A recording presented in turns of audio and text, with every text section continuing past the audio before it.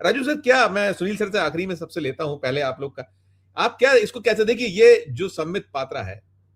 वो किसी की हैसियत नहीं है। आज मोदी और शाह के बिना पत्ता भी भारतीय जनता पार्टी में हिले, मूव तो वहीं से है, बिना उनके तो कोई कर नहीं सकता। लेकिन कुल मिलाकर जो हम जिस उसको कर रहे हैं कि आज जो देश को आपको बताना वो नहीं आप कर पा रहे, इस तरीके से बांटिए ध्यान, आपका हो जाएगा, इससे आप राह मिल जाएगी, आप बच जाएंगे। राजू जी।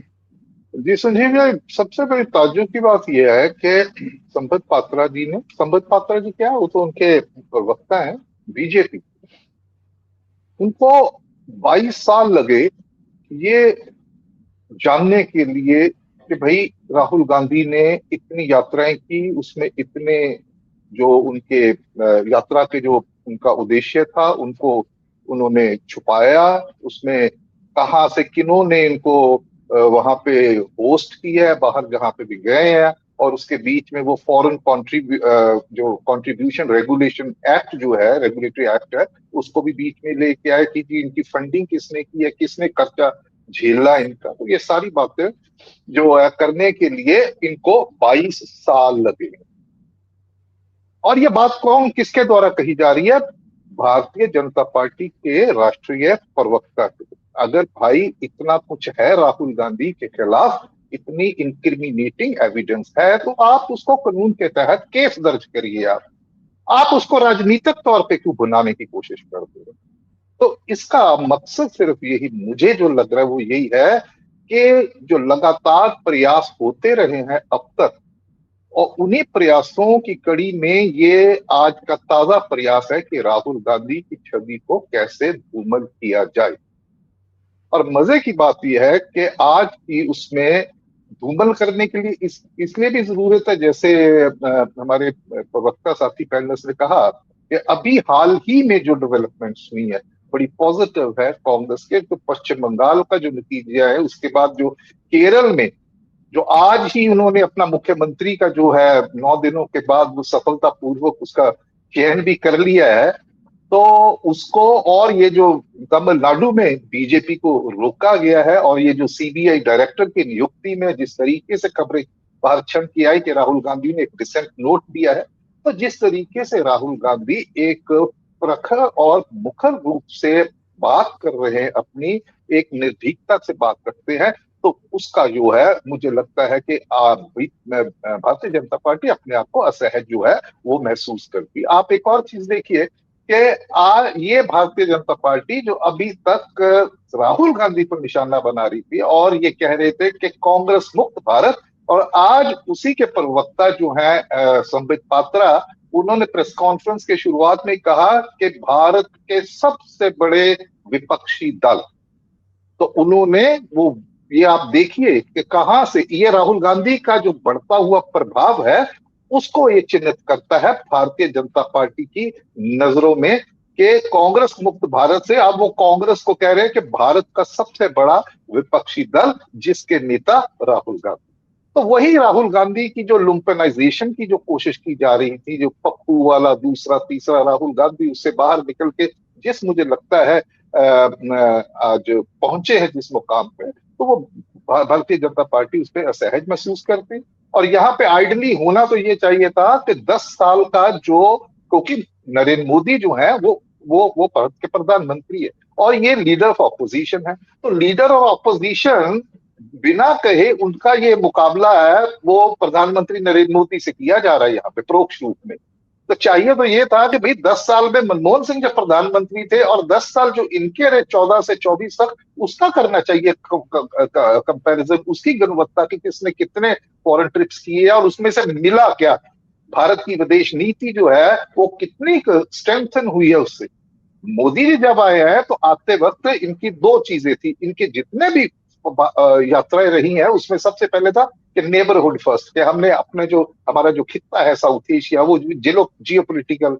जो है उसकी बात हो रही है कि उसमें हमने अपने संबंधों को कैसे सुधारना, कैसे भारत की छवि, और उसी वक्त ये कहा गया कि भाई भारत विश्व गुरु। और उसके बाद ज्यादातर इनके जो बाहर की यात्राएं, विदेश यात्राएं मोदी जी की, उसमें ये डायस्पोरा की एक डिप्लोमेसी जिसे कहते हैं, उसको जो साधने की कोशिश किया, जिसका उद्देश्य मतलब ये प्योरली राजनीतिक है।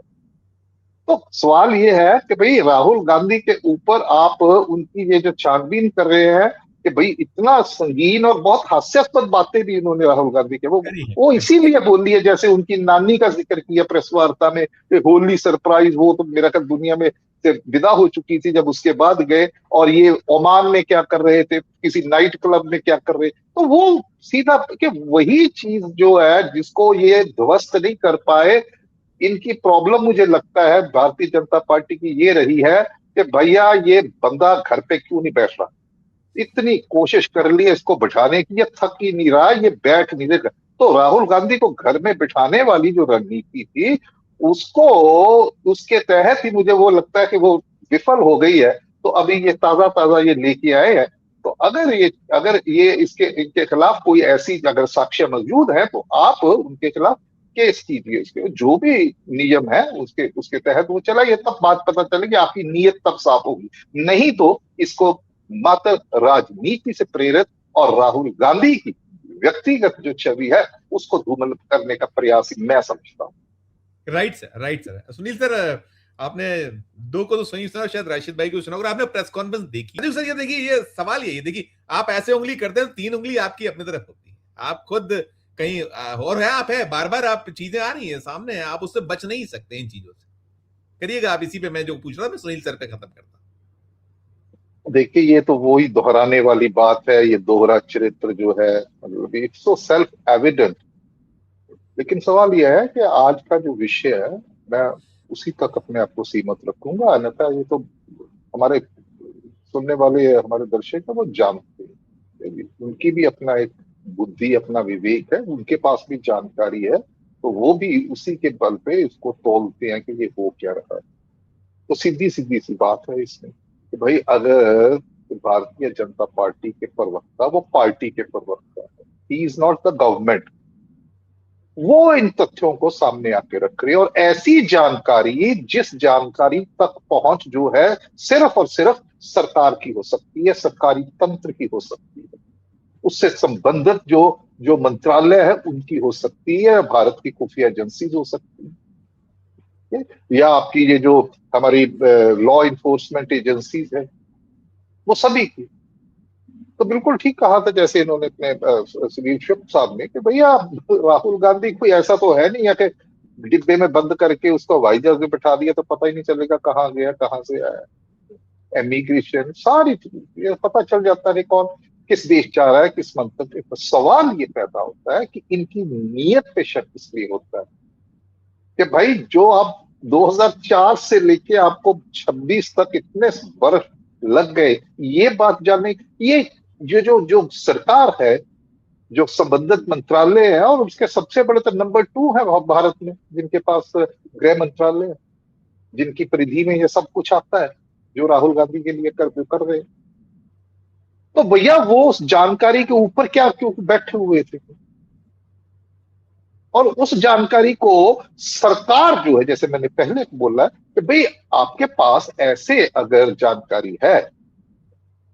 जो नियमों की, जो कानून का उल्लंघन आपको लगता है उसमें किया गया है, तो आप उसकी जांच बैठाइए, उनके ऊपर कानूनी जो कार्यवाही है वो कीजिए। लेकिन जिसके पास ये जानकारी है वो कुछ कर नहीं रहे और वो एक राजनीतिक प्रवक्ता को सामने कर दिया, आप बोलो, इसका माने यही है कि भाई आप इसको राजनीतिक रंगत देने की कोशिश कर रहे हैं, इसके अलावा और कुछ नहीं है। राहुल गांधी को मालूम नहीं है कि वो इनके निशाने पे कब से हैं। ठीक बात, ठीक बात। कांग्रेस से ज्यादा ये गांधी परिवार इनके इनके निशाने पे, इनको लगता है कि अगर इनको हमने वो ध्वस्त कर दिया तो हमने कांग्रेस पार्टी को खत्म कर दिया। इनके इर्द गिर्द ये एक कड़वी हकीकत है कि कांग्रेस पार्टी जो है वो गांधी परिवार के इर्द गिर्द, वो एक ऐसा एक धुरी है जिसके इर्द गिर्द वो चलती है,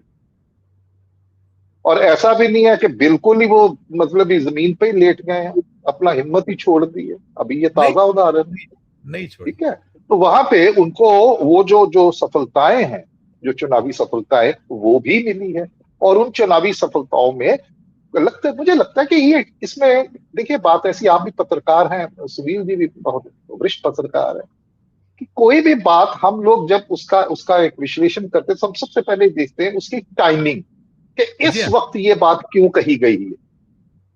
तो अगर हम इसकी टाइमिंग देखें तो जो एक ऊपर की तरफ जा रहा था, जैसे मैंने उसका तमिलनाडु का किया कि वहां पे कितनी कोशिश की है गवर्नर के जरिए भी किसी तरीके से वो राहुल गांधी को, और कितना मुझे लगता है कि बहुत विचारधारक अगर दृष्टि से भी देखें तो बहुत मतलब ही इनका जो फैसला है, 5 ही उनके जो है विधायक है, उसके बावजूद भी उनका फैसला डीएमके से टूट के उसके खिलाफ जाके भी उसने, तो ये बहुत कमाल का फैसला जिसने बीजेपी को वहां पे पिछले दरवाजे से कहीं ना कहीं वापस आने की, जो सरकार बनाने की जो जितनी वो थी पॉसिबिलिटीज है, उस पर विराम लगा दी है। तो ये बड़ी एक रणनीतिक जो है चतुराई और चालाकी का जो इन्होंने मुजाहरा किया है। तो इन सारी चीजों को लेके मुझे लगता है कि वो जो एक राहुल गांधी की बदलती हुई छवि, एक सार्थक छवि जो दोबारा